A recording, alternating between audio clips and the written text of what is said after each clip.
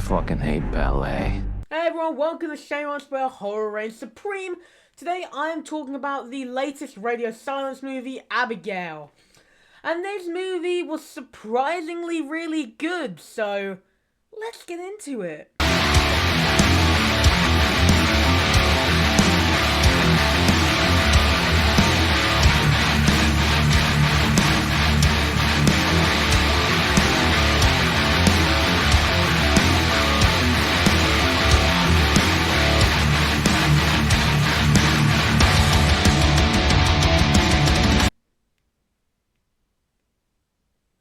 So, as I said, today I'm talking about Abigail, the latest movie from Radio Silence, starring Melissa Barrera.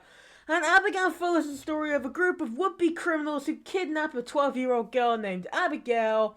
And she's the powerful daughter of a very powerful underworld figure. They hold her for ransom in an isolated mansion.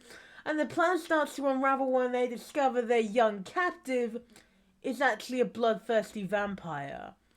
And going into this, I was expecting a somewhat of a good movie, considering how I'm a huge fan of Ready or Not and just all of Radio Silence's movies. This one is kind of reminiscent of this movie, which is called Would You Rather? It's a I couldn't remember the name of it there for a second, but it's very similar to that in the first half. Then the second half kind of goes all over the place, and it's very messy.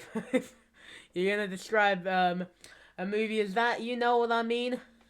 Gore everywhere, and I love it. And yeah, the most surprising part of this movie was definitely Melissa Barrera, who I was never really a fan of in the Scream franchise, as she was really just a character who was shoved into the franchise. Wasn't really able to show off all of her acting abilities there. But in this movie, she really thrives all around the movie. In the first half, you feel really bad for her. She's a struggling mother trying to get money for her kid. But in the later half, you do still feel bad for her, but it's for other reasons.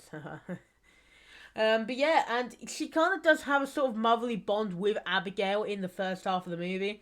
That does kind of go down the drain, though, after everything's revealed and Abigail turns out to be a goddamn vampire.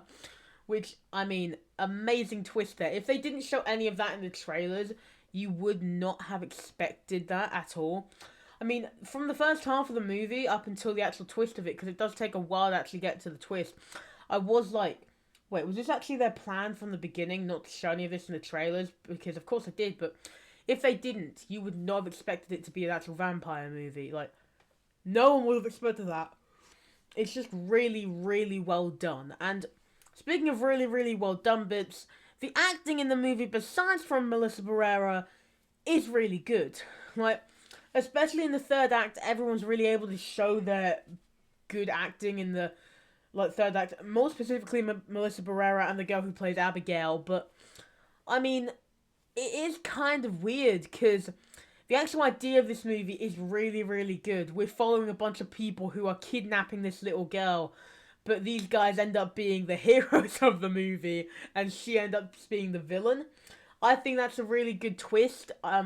If they didn't really market the movie as a vampire movie, you would have definitely been able to just tell, like, that was amazing. I mean, like, the crowds for this movie are going wild in cinemas at the moment over it, and I mean, yeah, it makes sense, man. I'd go wild for this in cinemas as well. I did, but like, it's just completely insane, how much love this movie is getting from only being in cinemas for about 3 days now, and it's made a good amount as well, which is really good, because I'm kind of hopeful that Radio Silence make more Universal horror movies, because they did a really, really good job with this one. But actually, going back to what I have written down in notes and that, it is really a really good twist. And I mean, moving on to other parts of the movie, I like this one for the cast. They are really amazing in the movie. Each of them do deliver their own amazing performances. And the gore is the best part of the movie, in my opinion, besides the acting and the story. because I am a big gore guy. Like, I was literally recording my review for Hostel earlier, so I got all the movies set here. And, I mean, you can tell I'm a gore guy. Just look around.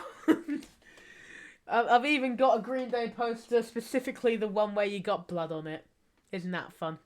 And yeah, I mean, this movie is really good, and it shows a lot of gore, and Radio Silence, they're big fans of practical effects, so you could definitely see this in the movie. And, I mean, there's really not that many issues with the movie. The end of the movie is really well done, and it perfectly balances humor with serious parts of the movie. It doesn't turn into Seed of Chucky, thankfully, which I am very thankful for, because if it went a bit Seed of Chucky-esque, I would have been like, oh, Jesus Christ, what the hell have they done? They've ruined it. They definitely didn't stick the landing, but thankfully they did stick the landing. I mean, Radio Silence, they're just a really good horror crew. Like, they're really becoming their own thing, and Melissa Barrera is becoming her own big actress. Like, I mean, in the future, she's probably going to get loads of big roles after this movie, and we probably won't even see her in the Scream franchise. She probably won't want to come back after, like, getting all these big, huge roles from just showing off her acting in this movie, because she is really, really good in the movie.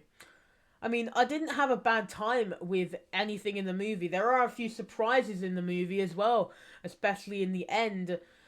I mean, it does kind of get a bit samey, but besides from that, the movie is really, really well done, and I did really enjoy every aspect of it. It was just a great, fun time, just sitting there and watching this carnage happening on screen, which is always my favourite kind of horror movies. It's just like, you know something's gonna happen, you're not sure what's gonna happen, unless it's marketed to you, sadly, with this one.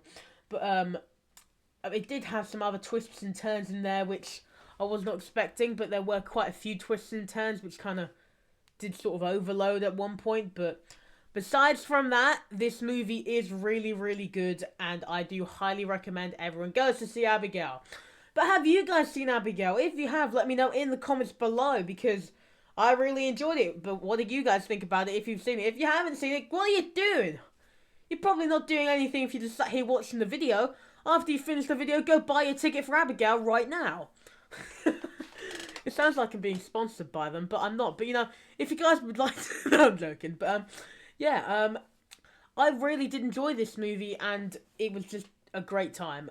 So, if you guys are going to go see it, let me know what you guys thought of it once you've watched it. And if you have watched it, let me know it in the comments below. Until next time, though, thank you for watching this video. I'm going to go. Until next time, bye-bye.